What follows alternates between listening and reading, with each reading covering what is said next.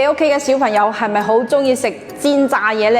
嗱，今日分享一個自己整乾淨又衛生，而且係非常之真材實料嘅天婦羅啊！喺日料店一份幾件都要賣到幾十蚊噶啦。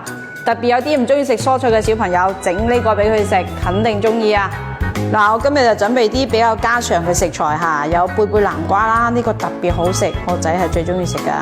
番薯啦，襯下色嘅呢個甜椒啦、秋葵啦、茄子啦，仲有最經典亦都比肉仲好食嘅一啲菇群啊，冬菇啦、雞髀菇啦，仲有我哋金針菇，呢個金針菇又極力推薦嚇。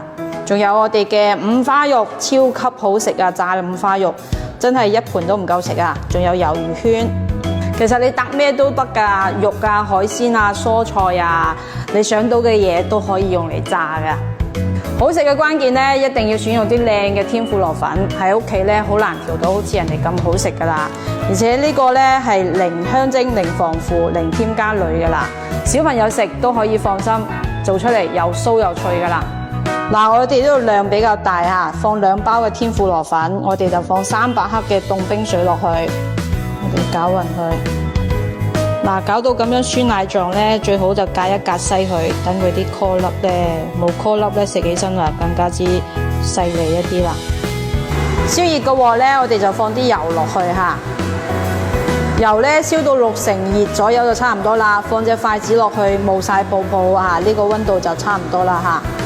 嗰啲材料呢，我哋就放入去先，咁樣將佢裹滿嚇，放埋啲材料落去，一定要裹滿呢個天婦羅漿啊，咁樣先至夠脆噶啦。嗱，然後呢，我哋就可以放落去炸。呢個用嚟送酒真係一流啊！出邊嗰啲炸呢啲，可能啲油用好多次啊，自己喺屋企嘅話都係用新油炸，都唔會話炸好多次嘅，所以自己整呢會更加之放心一啲啦。即係一邊炸到金黃色呢，我哋就要反一反佢啊，不定時咁樣反一反佢，一定要炸夠身啊，炸到浮晒面金黃色呢，咁樣先至熟，先至脆噶啦，唔使太大火噶，慢慢火炸，炸到金黃色就可以撈起噶啦。滿一大盤根本都唔夠食啊！食起身同埋喺日料店食嘅都係差唔多噶，口感超脆啊！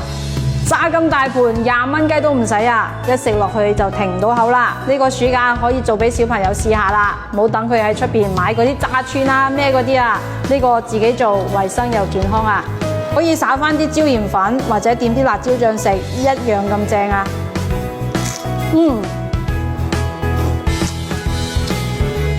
真係好酥好脆啊！